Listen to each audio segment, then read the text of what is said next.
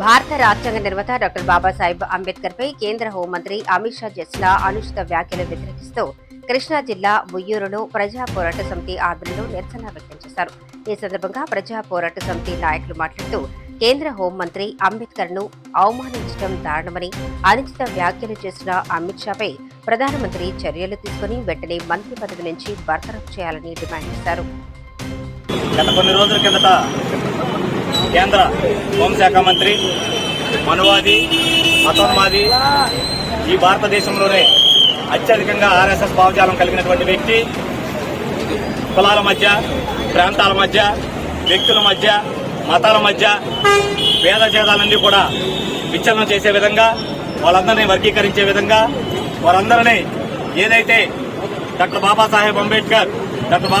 అంబేద్కర్ అంటే ఒక శక్తి, ఈ దేశంలో ఉన్నటువంటి, ఈ దేశానికి రాజ్యాంగాన్ని అందించినటువంటి మహనీయుడు, మహానుభావుడు డాక్టర్ బాబాసాహెబ్ అంబేద్కర్. భారత రాజ్యాంగాన్ని అందించడమే కాకుండా ఈ భారతదేశంలో ఉన్నటువంటి 140 కోట్ల మందికి కూడా ఆరాధ్య దైవమైనటువంటి డాక్టర్ బాబాసాహెబ్ అంబేద్కర్ ను కేంద్రంలో ఉన్నటువంటి నరేంద్ర మోడీ ప్రభుత్వంలో పనిచేస్తున్నటువంటి ఈ దేశ హోంశాఖ మంత్రి అమిత్ షా అనే వ్యక్తి డాక్టర్ బాబాసాహెబ్ అంబేద్కర్ పై పార్లమెంటులో అనుచితమైనటువంటి వ్యాఖ్యలు చేసినటువంటి సంఘటన పార్లమెంట్లో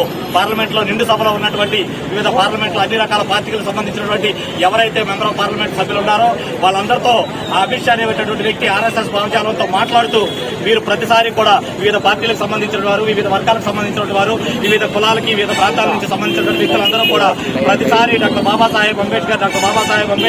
అంబేద్కర్ అని మీరు ప్రతిసారి కూడా అంబేద్కర్ పేరుని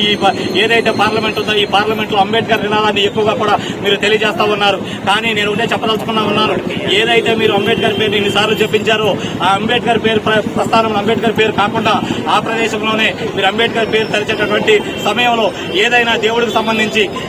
అంతర్మతంగా ఆయనకు ఉన్నటువంటి వ్యక్తులు ఏదైతే అక్కడ ఉన్నటువంటి ఆర్ఎస్ఎస్ భావజాలంలో ఉన్నారో ఆ దేవుడికి సంబంధించి ఆ దేవుడి కనుక పేర్లు కనుక మీరు చెప్పించినట్లయితే మీరు స్వర్గానికి వెళ్లేవారు అని చెప్పి అంబేద్కర్ అవమానపరిచే విధంగా, అంబేద్కర్ ని కించపరిచే విధంగా, అంబేద్కర్ మీద అతనికి ఉన్నటువంటి అసహనాన్ని తెలియజేసే విధంగా నిండు సభలో ఉన్నటువంటి అమిత్ షాని మేము అడుగుతా ఉన్నాం. ఈ రోజున నువ్వు నడిచేటటువంటి నడవడిక, నువ్వు జీవించేటటువంటి జీవన శైలి, నువ్వు ఈ రోజున అక్కడ అనుభవిస్తున్నటువంటి కేంద్ర మంత్రి పదవి ఏదైతే ఉందో ఇవన్నీ కూడా ఎట్ ది సేమ్ టైం అక్కడ ఉన్నటువంటి పార్లమెంట్ సభ్యులు కానీ, నీతోటి ఉన్నటువంటి అక్కడ ఉన్నటువంటి ఈ దేశ ప్రధానమంత్రి కానీ, ఈ దేశంలో ఉన్నటువంటి 140 కోట్ల మంది యొక్క జనజీవనానికి కానీ, ఈ దేశంలో ఉన్నటువంటి వ్యవస్థ మొత్తానికి కూడా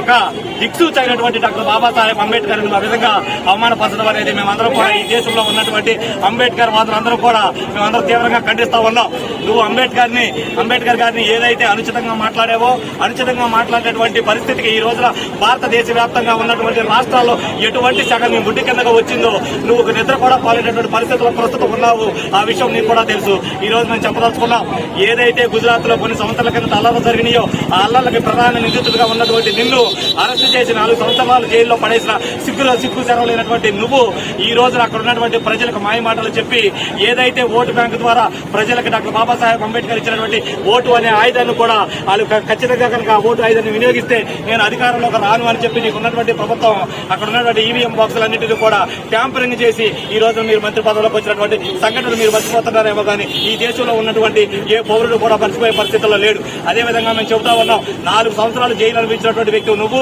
4 సంవత్సరాల కింద ఆ 4 సంవత్సరాల పాటు అదే జైల్లో మగ్గిపోతూ ఆ రాష్ట్రంలో ఉన్నటువంటి అన్ని వర్గాలు, అన్ని మతాలు, అన్ని కులాలు, అన్ని ప్రాంతాలకు సంబంధించి అందరూ మధ్య వ్యత్యాసాన్ని తీసుకువచ్చి అక్కడ ఉన్నటువంటి వర్గపోరుకి కారణమైనటువంటి నీవు నీ స్థాయి ఏంటో తెలుసుకోకుండా ఈ రోజు అంబేద్కర్ ని ఈ విధంగా మాట్లాడటం అనేది చాలా శోచనీయం, బాధాకరం. ఈ దేశంలో ఉన్నటువంటి అంబేద్కర్ వాళ్ళు ఎవరో కూడా నీ రెడ్డి పరిస్థితుల్లో విడిచే ప్రసక్తే లేదు. ఈ రోజు మేము ఏదైతే నరేంద్ర మోడీ ప్రధానమంత్రి గారు ఆయన ఒకటి అడుగుతా ఉన్నాం, నీకు ఈ దేశంలో ఉన్నటువంటి అంబేద్కర్ వాదుల మీద,